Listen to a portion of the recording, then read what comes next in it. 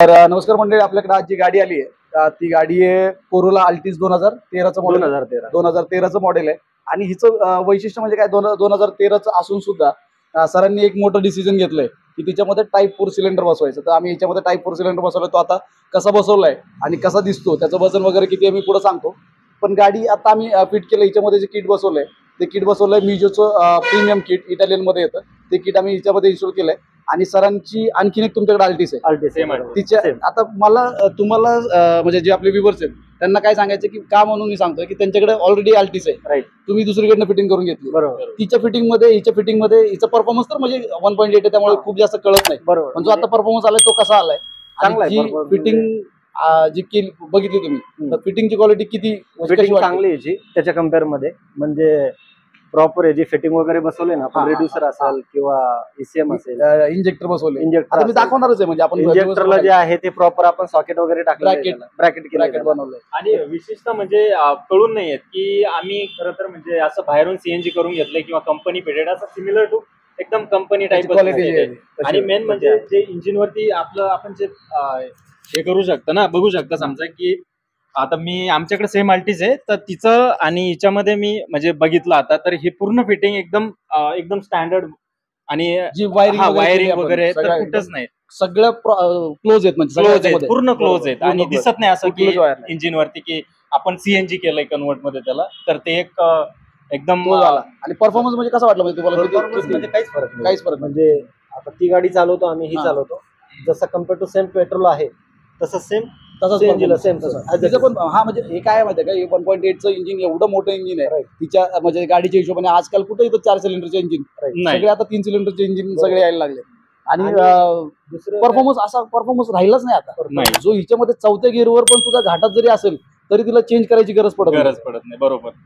आपण जवळपास किती जवळपास 20 किलोमीटर ट्रायल मारला, अजिबात जाणवलं नाही आम्हाला की पेट्रोल टू सीएनजी काही फरक नाही. आम्ही टाईप 4 टाकायचं कारण डिसिजन याच्यामुळे घेतला, गाडीची एक तर कंडिशन चांगली आहे गाडी. हा मी ती एक कसं म्हणजे सांगायचं होतं, आपण मला कधी वेळ मिळाला आपण तर ह्याच्यावर एक वेगळा व्हिडिओ. गाडीची कंडिशन चांगली आहे. नेक्स्ट टाइम मी ती माझी दुसरी गाडी घेऊन येतो, ती पण चांगली, तिची पण कंडिशन सेम. म्हणजे आमच्याकडे इथं जेव्हा गाडी आता फिटिंग होती आणि सर नव्हते तेव्हा जो कोणी इन्क्वायरीला दुसरे कस्टमर आमच्याकडे राहील तर ते सगळे विचारत होते की गाडी कधीची आहे. म्हणजे बघितली ना त्यांनी, त्यांना विश्वासच नाही 2013ची गाडी. म्हणजे इंटिरियर म्हणा किंवा तिची जी कंडिशन आहे, इंजिन कंडिशन एकदम क्लासिक. गाडीची कंडिशन चांगली असल्यामुळे ना खरं हे टाईप 4 टाकण्याचं कारण ते, कारण तो खूप कॉस्टली जातो. तसं बघितलं तर मी आतापर्यंत नवीन गाड्या जी लोक आहेत, नवीन गाड्या क्रेटा वगैरे, ते सुद्धा दजावत नाहीत बिलकुल टाईप 4 साठी, कारण तो खूप महाग आहे टाईप 4. आणि आपण जो बसवलाय तो 90 लिटर मध्ये बसवलाय, त्याच्यामुळे तो आणखीन कॉस्टली तर तो महाग पडतो. तर त्याच्यामुळे आपण तो जो बसवलाय आता कसा बसवलाय दाखवतो,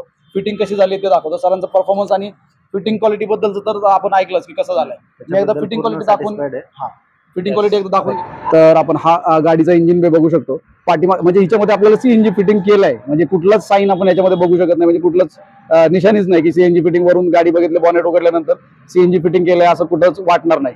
म्हणजे आपण जर बघितलं तर कुठंच दिसत नाही, म्हणजे सीएनजीचं काहीच नाही. फक्त पाठीमागच्या बाजूला जो आपला ईसीएम दिसतोय तो आपल्याला मिजोचा ईसीएम प्रीमियम इटालियन मध्ये तो दिसतोय. त्याच्यानंतर पाठीमागच्या बाजूला रिड्युसर लावलाय आणि या ठिकाणी मॅप सेन्सर दिसतोय, त्याच्यासाठी होल्ड करण्यासाठी तो वरती त्याला प्रॉपर ब्रॅकेट बनवलंय आणि त्याच्यावर तो सरळ लावलाय. म्हणजे आपण तुम्ही बघितलं असेल उलटा पालटा बऱ्याच ठिकाणी सगळीकडे प्रॉपर एकदम स्टेबल आहे. तो व्यवस्थित तो सरळच लागला पाहिजे. मी सगळ्या गाड्यांमध्ये कोणतंही किट लावताना सगळ्यांमध्ये तो माझा प्रयत्न असतो की तो सरळच लागला पाहिजे, कारण त्याच्यावर लिहिलेलं आहे टॉप साईड, आणि तो उलटा सुलटा पडून चालत नाही. त्याच्यामध्ये पिस्टन असतो, तो वर्किंग करत असतो. तर अशा प्रकारे हा इंजिन बे तर कुठंच आपल्याला काही ह्याच्यात नाही. आणि इथं मी आता इंजेक्टर जे बसवलेत सर मगाशी म्हणत होते आपण ब्रॅकेट वगैरे, ते आपण हे काढून तुम्हाला मी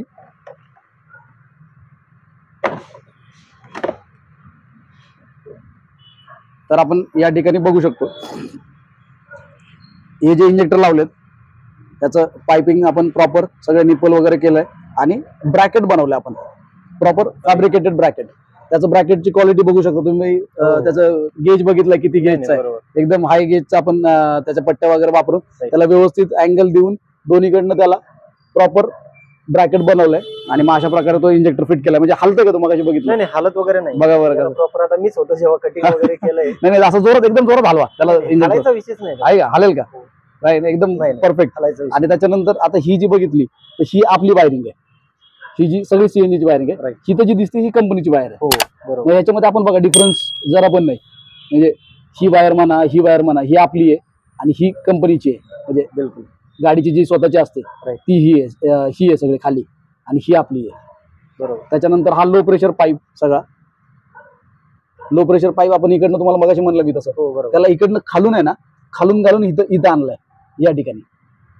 तर अशा प्रकारे त्याला पाईप एकदम हाईट करून टाकलाय खालून त्याच्यामुळे कुठं मध्ये येत नाही. तर लो प्रेशर पाईप या सगळ्या पाईप वगैरे इथं व्हॅक्युमचा असेल तो इथं व्यवस्थित आलाय आणि सगळं प्रॉपर पुढचं जे काम आहे ते प्रॉपर झालंय. पाठीमागचं मी एकदा दाखवतो. आपण स्विच जर बघितला तर या ठिकाणी स्विच बसवलाय आणि आपण डिक्कीत बघूया की टाकी जी बसवली किती स्पेस राहिलाय. म्हणजे 90 लिटरचा टँक आहे हा. जर हाच टँक आपण जर रेग्युलर टँक मध्ये जर बसवायचं म्हणलं तर एवढीच राहील. पण जो वजन आहे 90 लिटरचा जर टँक बसवला तर आपण 100 किलो वजन होईल हा बरोबर. तिचं इन्क्लुडिंग ब्रॅकेट सगळं नाही without CNG. Okay. Without CNG 90च्या वरती जाईल तो किलो मध्ये 90 किलो आणि सीएनजी प्लस झाला तर तो 105 110 वगैरे म्हणजे असं त्या रेंज मध्ये जाईल. तर हे असं अशा प्रकारे आपण इथं बघतोय आता.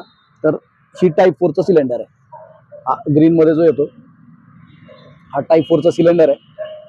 याला प्रॉपर आपण जे ब्रॅकेट बनवलंय त्याला सगळे रबर म्हणजे कुठेही मेटलचं टच याला चालत नाही. तर आपण त्याला अजिबात मेटलचा टच कुठल्याही प्रकारचा त्याला होऊ नये असं प्रकारे पण बूट स्पेस चांगल्या प्रकारे भरपूर बूट स्पेस राहिला. म्हणजे तसं बघितलं तर 90 लिटरचा आपण त्याला पाठीमागं जवळजवळ 1 फूट जागा मागं सोडली बरोबर. मागं कारण ते बसत नाही. त्याची लांबी खूप जास्त आहे 90 लिटरची त्याच्यामुळे हिला थोडंसं पुढे लावलंय तरी हा एवढा इतका बूट स्पेस आपल्याला बघायला मिळतो. म्हणजे सफिशियंट आहे भरपूर चांगला. म्हणजे आता काही नवीन गाड्यांमध्ये एवढाच बूट स्पेस येतो एवढाच येतो.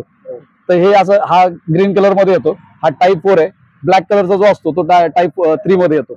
50% मेटल 50% कार्बन फायबर असा येतं. हा पूर्ण कार्बन फायबर मध्ये आहे टोटल. अशा प्रकारे याचं वजन आपण 28 किलो वजन आहे 90 लिटरचा एमटी. त्याचं जे गाडीमध्ये सीएनजी आहे का नाही ते कळणारच नाही. अशा प्रकारे हा सगळा व्यवस्थित त्याचं फिटमेंट झालंय. बरोबर. आणि गाडी आपण आता डिलिव्हरी करतोय. धन्यवाद.